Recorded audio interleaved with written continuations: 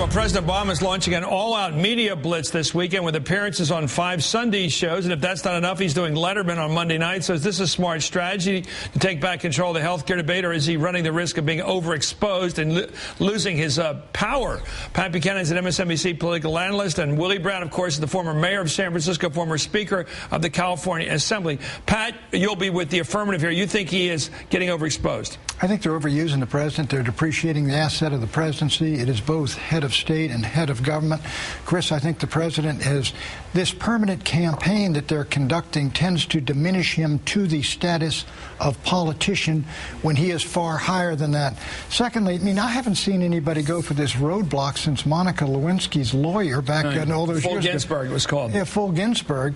So I think he's depreciating that. The third thing is, Chris, he's going to be asked about, what do you think of Jimmy Carter? You're going to send troops to Afghanistan. How can you talk to Iran when Ahmadinejad denies the Holocaust? He gets all these questions, which are very interesting.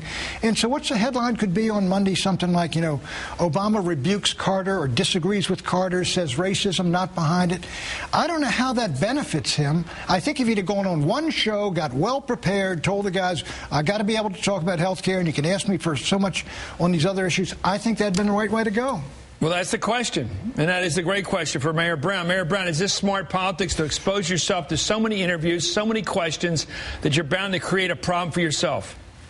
I think the only asset left in his whole bag of tricks is himself. I think that the Democrats did not do what they should have done, and that was have a solid plan that people could understand. It could be in steps so that, in fact, the debate would be around the steps, not around the total plan. They didn't do that.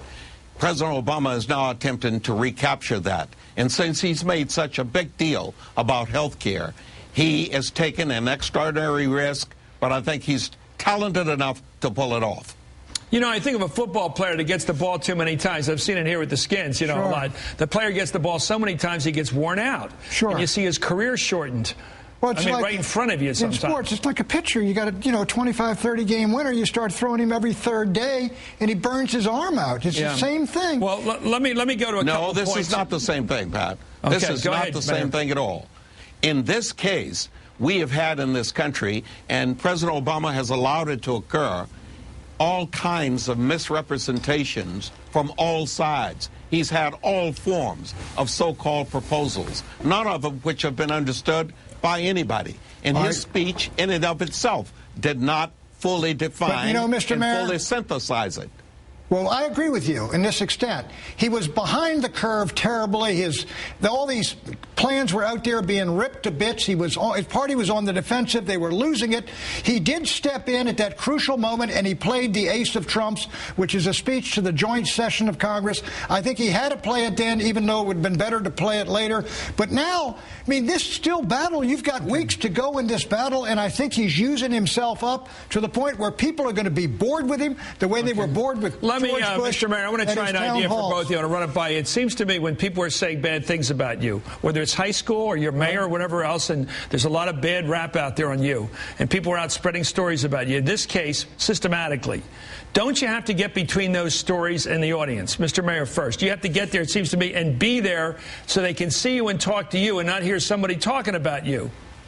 You have to make out very clearly the person who's doing a misrepresentation. You have to make them out to be a liar, and you have to do so without using the terms of the congressman from South Carolina. And the best way to do that is to show up, look them in the eye, and believe me, every time it happened in my case, no matter whether they were right-wingers or left-wingers, I left the room with the majority of the people buying what I said, not what other people had said.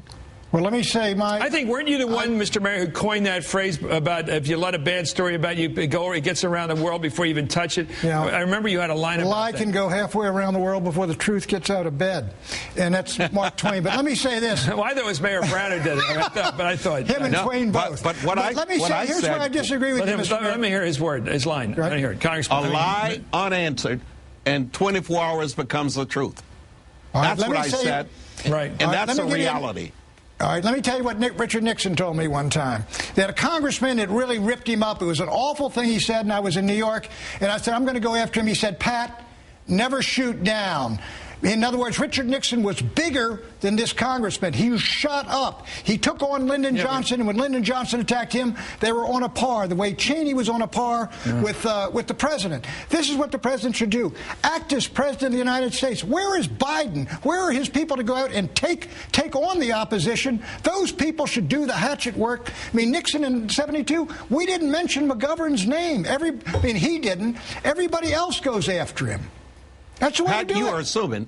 You are assuming that this is a hatchet job that's being done on the president. No, it isn't a hatchet job being done on the president, and so hatchet people shouldn't be the person that's answering. He needs to say, I'm going to put on the docket a vote on whether or not insurance companies can turn you down. That's one item. I'm going to put on the docket whether or not insurance companies can bounce your numbers up on the co-pay side, and I want a vote on each one of those. He should go but Mr. one Mayor, after you're contradicting another. yourself. You said earlier he's got to say they're lying without using the words. In other words, go after them.